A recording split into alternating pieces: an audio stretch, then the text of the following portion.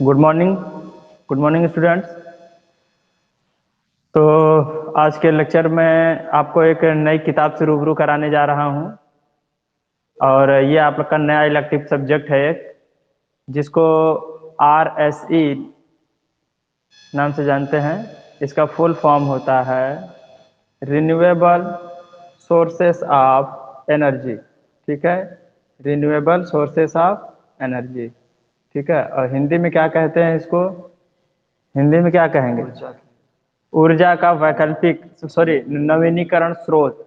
ठीक है, यानी कि हमारे पृथ्वी पे, इस संसार में, हमारे पृथ्वी पे क्या है, बहुत सारे ऐसे तत्व हैं, एलिमेंट्स हैं जो ऊर्जा के मुख्य स्रोत के रूप में काम करते हैं। ठीक है, लेकिन अब उसको नए नए टेक्नोलॉजी के द्वारा, नई नई पद्धतियों के द्वारा उसमें सुधार संशोधन करने के बाद एक नए रूप में उसके ऊर्जा का परिवर्तित करते हैं। परिवर्तन करने के बाद प्राप्त करते हैं, वो क्या हो जाता है? आपका नवीनीकरण तरीका हो जाता है। ठीक है, तो इन्हीं चीज़ों के बारे में आपको पढ़ना है।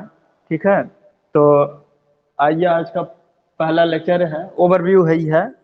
ठीक है, तो ओवरव्यू में मैं आप लोग को दे रहा हूँ। तो पहला चैप्टर में जो आपको पढ़ना है, 3 चीज़ें हैं, नोट करिएगा आपके सिलेबस के अकॉर्डिंग। ठीक है, चैप्टर नंबर 1 में क्या है आपके?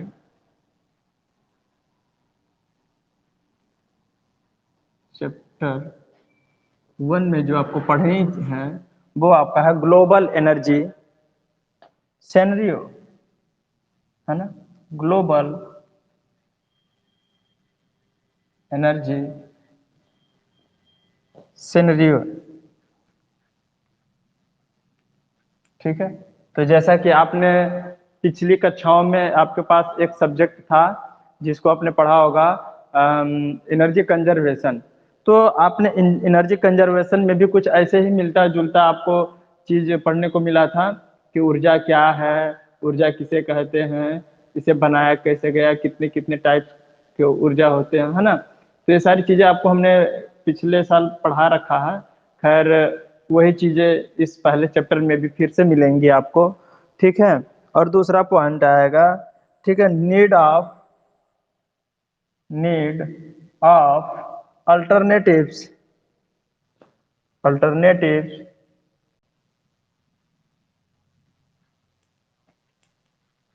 Alternative source of energy, source of energy.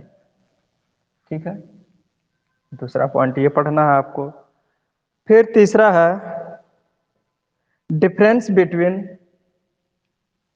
Difference between renewable, renewable and non renewable.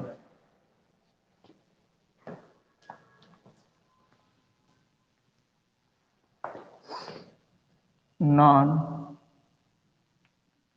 Renewable. ठीक है, तो ये 3 पॉइंट हैं। डिप्लीजन, एक पॉइंट और है इसमें, depletion, depletion trends of, trends of fossil fuels. ठीक है, तो आपके पास जो पहला है ग्लोबल एनर्जी सिनेरियो, तो ग्लोबल एनर्जी सिनेरियो में आपको ये जानना है कि हमारे पास ऊर्जा का भंडार कौन कौन सा है, कहाँ कहाँ है, और आज के वर्तमान युग में, ठीक है, वर्तमान समय में कितना इसका उपयोग हो रहा है। ठीक है, और किन किन टेक्नोलॉजियों का उपयोग करके हम इस बायोमास, सॉरी, इस एनर्जी का कन्वर्जन करते हैं, और किन किन प्रोसेस में इनका प्रयोग करते हैं। ठीक है, तो जैसे कि आपको ग्लोबल एनर्जी सिनेरियो में आप पिछले कक्षाओं में आपने पढ़ा था कि कोल है, फॉसिल है और सनलाइट वगैरह है, वुड्स है, काउ डंग्स है एंड एनिमल वेस्टेज हैं, है ना। तो बहुत सारी चीज़ें आपने ऐसे पढ़ी। ठीक है, पेट्रोलियम है, यूरेनियम, थोरियम, बहुत सारी चीज़ें ऐसी हैं। तो आप इन सारी चीज़ों के बारे में पढ़ेंगे। फिर उसके बाद दूसरा है need of alternative source of energy. ठीक है, तो हमें एनर्जी की आवश्यकता के लिए जो हमारे पास मुख्य स्रोत हैं, सोर्स हैं, माध्यम हैं, वो क्या क्या हैं, कहाँ से प्राप्त होते हैं। ठीक है, और उनकी उष्मीय वैल्यू कितनी होती है ना, कितना उष्मीय मान इमिट्स करते हैं और हमारे इन्वायरमेंटल में क्या फायदे और क्या नुकसान होते हैं उनके द्वारा। ठीक है, और उसके बाद है difference between renewable and non renewable. ठीक है, तो नवीनीकरण एवं गैर नवीनीकरण। ठीक है, तो ये ऊर्जा में डिफरेंस क्या है दोनों में। और उसके बाद ये है डिप्लीजन ट्रेंड्स ऑफ फॉसिल फ्यूल। ठीक है, तो ये जो हमारे ईंधन है इनके अंतर्गत ये किन किन विधियों द्वारा अलग किए जाते हैं। ठीक है, कैसे कैसे हमारे इसका पर्यावरण पे प्रभाव पड़ता है, ये सारी चीज़ों के बारे में हम डिस्कशन करेंगे। ठीक है,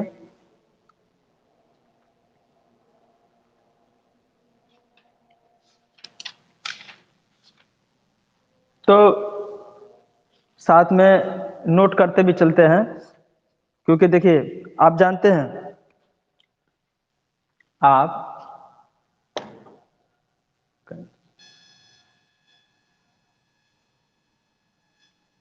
ठीक है, तो जैसा कि आप सभी लोग जानते हैं कि प्राचीन समय से ही क्या है, प्राचीन समय से ही मनुष्य एवं ऊर्जा दोनों का संबंध, दोनों का अटूट संबंध रहा है।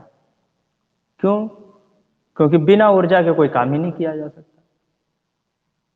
ठीक है, जब तक टेक्नोलॉजी का विकास नहीं हुआ था, आग की खोज तब हुई थी जब आदि मानवों ने किया था, तो उनको भी उतना ज़्यादा ज्ञान नहीं था, तो वो पत्थरों का इस्तेमाल करते थे, आपस में टकराते थे, चिंगारियाँ निकलती थी, तो फिर उसे पेड़ पौधों के या एग्रीकल्चर से संबंधित जो वेस्टेज थे उनको जला करके अपने आप को सुरक्षा करना, फिर भोजन पकाना इत्यादि चीज़ें वो सीखा। ठीक है, मनुष्य के संपूर्ण कार्य एवं क्रियाकलाप ऊर्जा के विभिन्न स्रोतों पर निर्भर रहते हैं। जैसे अब हमारे पास आज के दौर में खाना पकाने के लिए पहले तो लकड़ी के ईंधन का प्रयोग किया जाता था। अब क्या है, इलेक्ट्रिक स्टोव आ गए हैं। ठीक है, इलेक्ट्रिक स्टोव का प्रयोग किया जाता है। और दूसरा क्या हो रहा है, पेट्रोलियम, डीजल इत्यादि सारी चीज़ों का इस्तेमाल करके हम व्हीकल्स चला रहे हैं। ठीक है, तो नई नई ऊर्जा का नई नई पद्धतियों का इस्तेमाल करके हम पृथ्वी के अंदर छुपे हुए रॉ मटेरियल्स, ऐसे रॉ मटेरियल जिनमें ऊर्जा निहित है का हम प्रयोग करते हैं और इस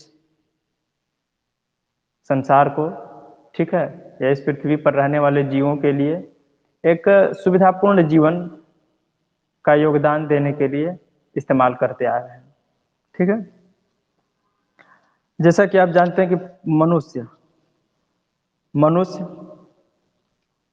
भोजन बनाना, पशुओं द्वारा करवाया गया कार्य इत्यादि। ठीक है, अब पहले क्या था, अब पहले जब बढ़िया बढ़िया टेक्नोलॉजी की मशीनें उपयंत्र नहीं थी, कृषि कार्य करना था तो कैसे होता था, तो वो पशुओं के द्वारा, है ना, बैलों के द्वारा खेतों की जुताई करना। लेकिन अब बढ़िया बढ़िया मशीनें आ गई हैं, अत्याधुनिक चीजें आ गई हैं, कम समय में अधिक काम कर सकती हैं। ठीक है, तो श्रम की भी बचत होती है, ऊर्जा की भी बचत होती है। ठीक है, तो इसलिए ट्रैक्टर, हार्वेस्टर, है ना, बहुत सारे साधन हो गए हैं हमारे पास। मनुष्य के अत्यधिक उपयोग द्वारा इन ईंधनों में इन ईंधनों जैसे जीवाश्म, जीवाश्म को हिंदी में इंग्लिश में फॉसिल कहते हैं, फॉसिल फ्यूल जैसे कि कोयला, पेट्रोलियम एवं प्राकृतिक गैस आदि का भंडार दिन प्रतिदिन कम होता जा रहा है। ठीक है, दिन प्रतिदिन कम होता जा रहा है क्योंकि आज विश्व में इसकी मांग इतनी ज्यादा बढ़ गई है, इतनी ज्यादा गाड़ियां हो गई हैं, इतनी ज्यादा इंडस्ट्रियां, इतनी ज्यादा इक्विपमेंट ऐसे तैयार किए जा रहे हैं, तो उनको चलाने के लिए डीजल की, पेट्रोल की जरूरत पड़ेगी, नेचुरल गैस की। तो इन सारी चीजों का डिमांड बढ़ने की वजह से इनके स्रोत जहां पाए जाते हैं वहां भी तो कुछ कमी होगी। ऊर्जा का असीमित भंडार है, ठीक है, लेकिन उसमें भी दिन प्रतिदिन उसका दोहन करते जाएंगे तो धीरे धीरे उसमें भी तो कमी आएगी। ठीक है,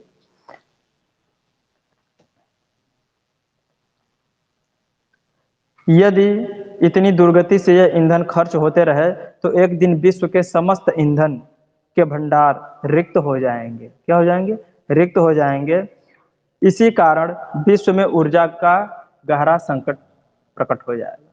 ठीक है, तो इस ऊर्जा को कैसे बचाना है, कैसे संरक्षित रखना है, ठीक है, तो ये सारी चीजें आपके इंट्रोडक्शन में आएंगी। ठीक है, कि रिन्यूएबल एनर्जी सोर्सेस के बारे में आपका इंट्रोडक्शन था। ठीक है, कि हम बिना ऊर्जा के कोई काम कर ही नहीं सकते।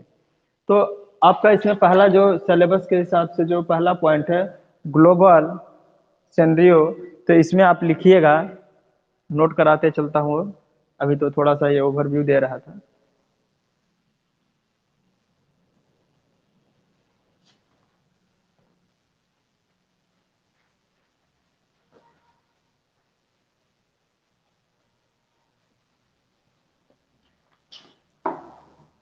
हाँ, थोड़ा थोड़ा नोट कराएंगे, ज़्यादा नहीं, और बाकी का आप लोगों के पास बुक है, उसके माध्यम से थोड़ा सा स्टडी करिएगा।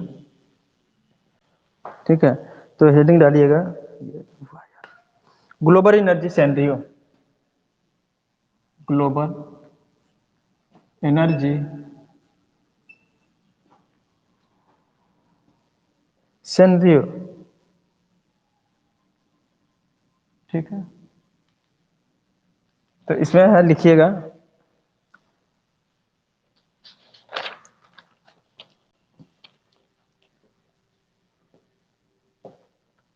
पहला पॉइंट इसमें आता है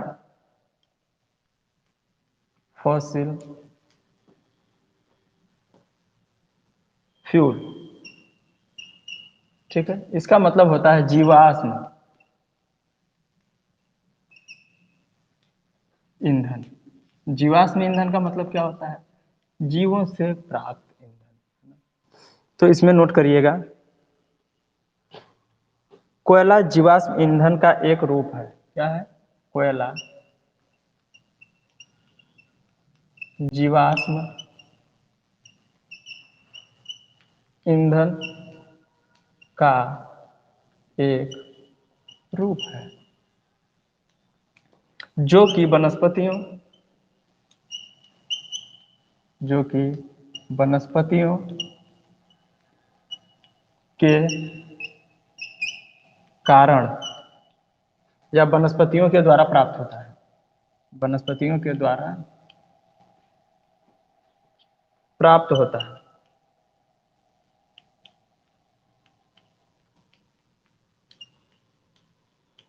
ठीक है, इसको बनने में हजारों वर्ष लग जाते हैं। इसको बनने में, किसको? जीवाश्म ईंधन को बनने में कितने हजारों वर्ष लग जाते हैं, हजारों वर्ष लग जाते हैं। विश्व में कोयले की उत्पादन, विश्व में कोयले के उत्पादन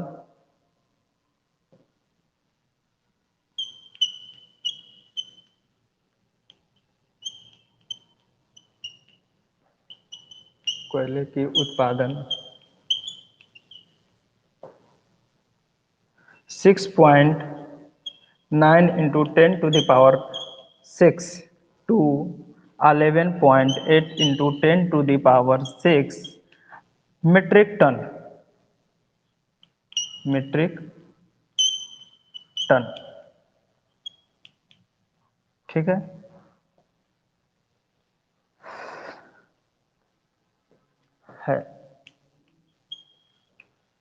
जबकि रूस, चीन एवं संयुक्त राज्य अमेरिका, जबकि रूस, चीन, ठीक है, संयुक्त राज्य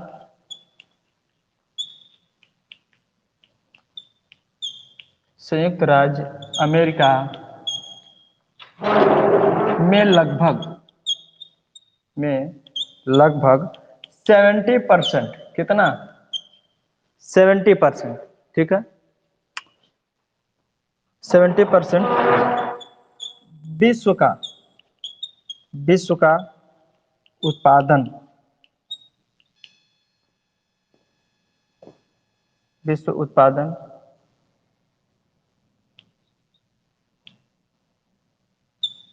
सुरक्षित है। ठीक है, इतनी बात नोट करिएगा।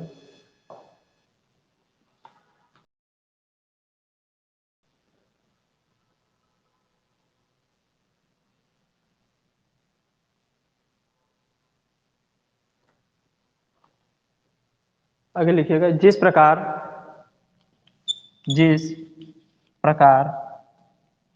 से एक महाजन, समझने वाली बात कहा जा रहा है कि जैसे कि हमारे पास अगर कोई महाजन है, उसके पास बहुत सारी प्रॉपर्टी है, ठीक है, या बहुत सारा खाद्यान्न उसके पास है, तो जब वो आपको रिलीज करता है, देता है, तो क्या करता है, और निर्धारित मूल्य से ज्यादा लाभ कमा करके आपको देता है। क्या करता है, निर्धारित जो रेट है उससे ज्यादा वो लाभ कमाता है, क्योंकि मार्केट में शॉर्टेज हो जाती है उन चीजों की, तो आपको महंगे दामों में बेचता है। तो जिस प्रकार से एक महाजन सूद के रूप में, सूद जैसे ब्याज और सूद कहते हैं ना, सूद के रूप में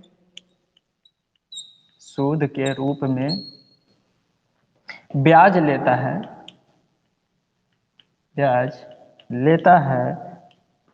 फिर ब्याज के ऊपर जो चक्रवृद्धि, फिर ब्याज चक्रवृद्धि दर से लेता है।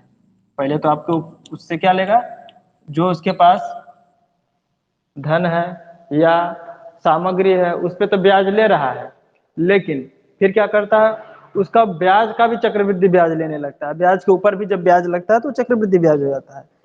ठीक इसी प्रकार से कोयले की खपत, ठीक इसी प्रकार कोयले की खपत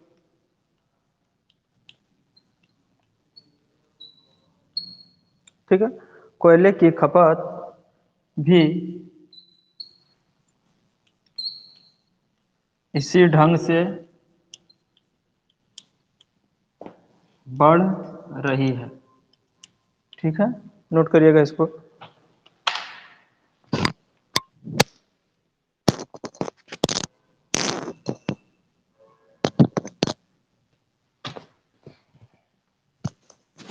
स्क्रीनशॉट लीजिएगा इसका।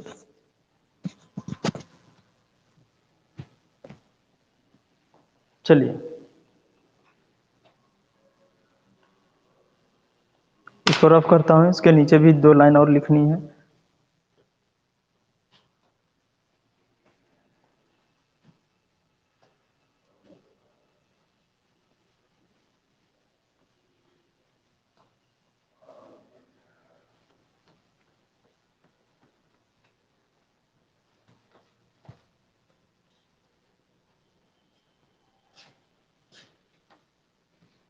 तो वो 2 लाइन और क्या लिखिएगा,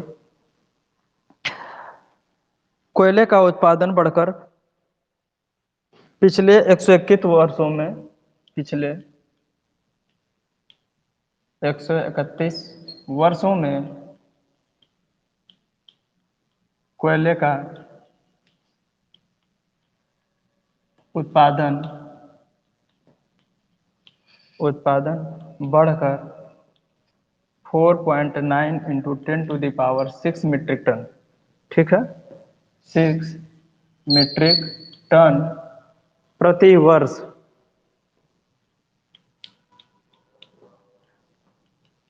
प्रति वर्ष हो गया। बस इतनी बात थी, कोई ज्यादा लिखने की जरूरत नहीं है।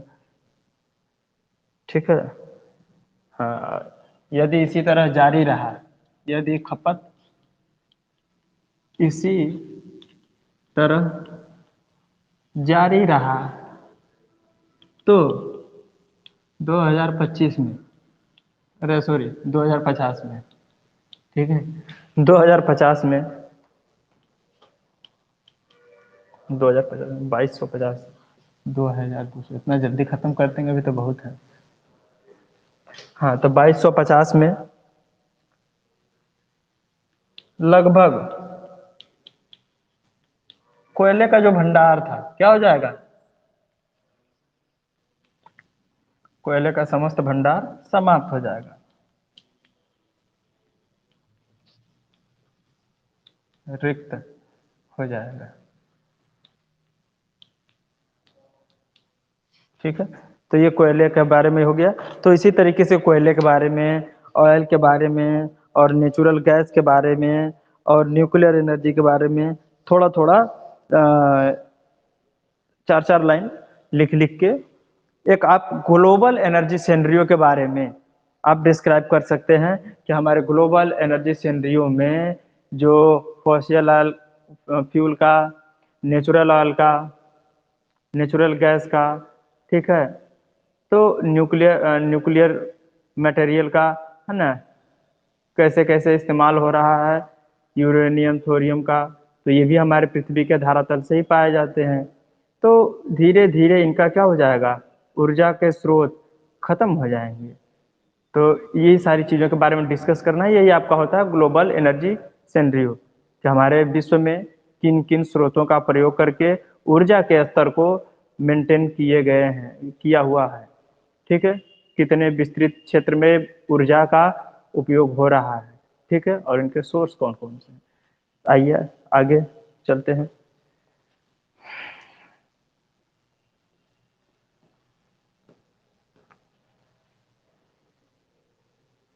दूसरा है पॉइंट,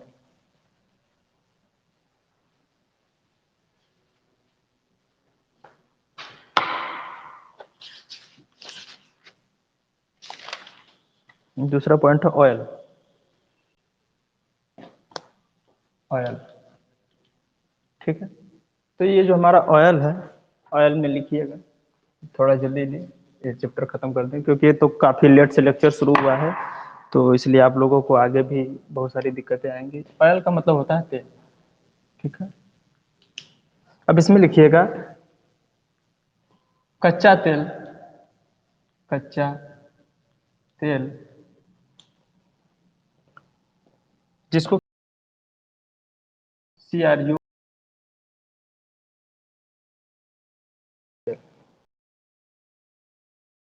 का उत्पादन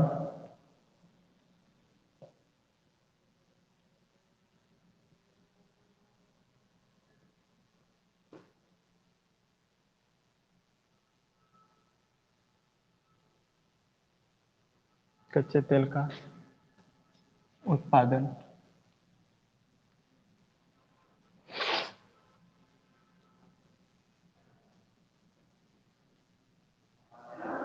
उत्पादन पृथ्वी से, उत्पादन पृथ्वी से प्राप्त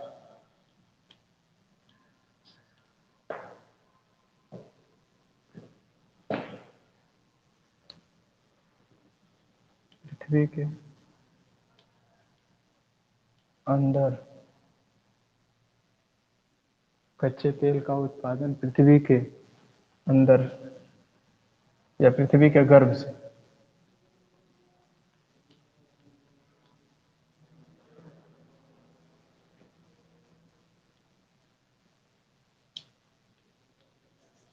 होता है। ठीक है। अब उसके बाद आगे चलिएगा। इसकी खपत में विश्व इसकी खपत में वृद्धि इसकी खपत में वृद्धि द्वितीय विश्व युद्ध द्वितीय विश्व युद्ध ठीक है, द्वितीय विश्व युद्ध के पश्चात द्वितीय विश्व युद्ध के पश्चात बढ़ी है। क्या हो गई? बढ़ी है। क्योंकि जब द्वितीय विश्व युद्ध लगा हुआ था, बढ़िया बढ़िया तो गोले बारूद जो उस समय की टेक्नोलॉजी थी इस्तेमाल किए जा रहे थे, तो उनको चलाने के लिए अंधाधुंध तरीके से ऑयल का प्रोडक्शन किया जा रहा था और उसका इस्तेमाल किया जा रहा था। ठीक है। तो धीरे धीरे उस युद्ध के बाद से आदमी को ये समझ में आने लगा कि अब अपने आप को थोड़ा सा स्टेबल करना पड़ेगा और आगे की तरफ ले जाने के लिए नई नई टेक्नोलॉजी का आविष्कार करना पड़ेगा और अलग अलग बम हथियार बनाने पड़ेंगे। ठीक है। सुरक्षा के साधन बनाए जाने चाहिए। तो तब से ये क्या हो गया, ऊर्जा की खपत बढ़ती ही चली गई।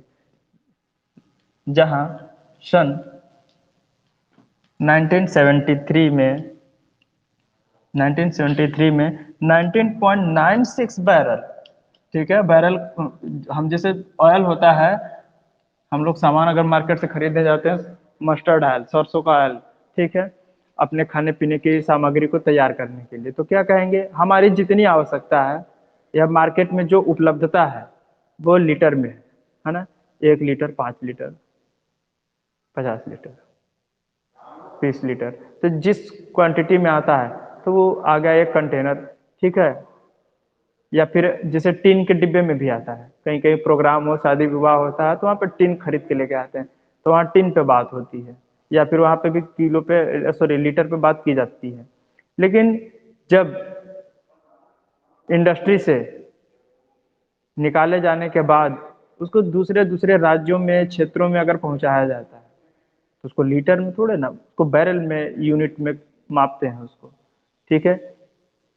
उसको, इसकी जो यूनिट होती है, एक बैरल बनाया जाता है, सिलिंड्रिकल आकार का होता है, उसमें सारे तेल को फिल कर दिया जाता है, लेकिन उसकी कैपेसिटी होती है, तो उसकी मात्रा जो होता है, कैपेसिटी बैरल में, यूनिट में उसको रिप्रेजेंट करते हैं। तो सन 1973 में 19.96 बैरल बैरल थी, किंतु किंतु आज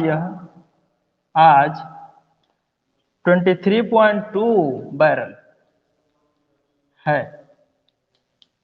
ठीक है। अब आगे चलते हैं।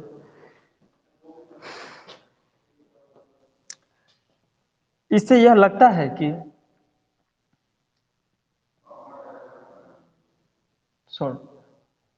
लिखिए यहाँ पे, अगर अगर इसी तरह अगर इसी तरह तेल, पेट्रोलियम तेल, इसी तरह पेट्रोलियम पेट्रोलियम तेल की खपत होती रही होती रही तो सन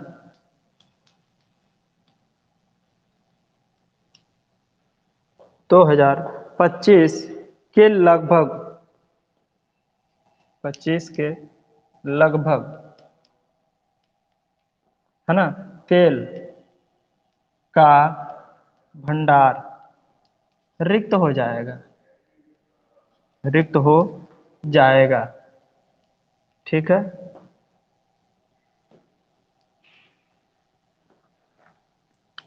तेल की खपत लगभग 7%, तेल की खपत लगभग लगभग 7% से ज्यादा, 7% से भी ज्यादा प्रति वर्ष बढ़ रही है। क्या? प्रति वर्ष बढ़ रही है। यानी कि हर साल इसकी खपत 7% बढ़ती ही जा रही है ना, 7% से ज़्यादा बढ़ती जा रही है। तो ये भी आपका काम खत्म। ठीक है।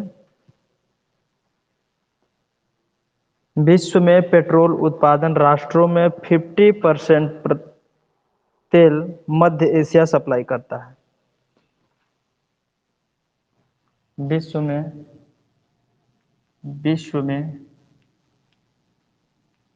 50% तेल का 50% ऑयल मध्य एशिया, ठीक है ना, विश्व में 50% ऑयल मध्य एशिया, विश्व में 50% ऑयल मध्य एशिया द्वारा सप्लाई किया जाता है।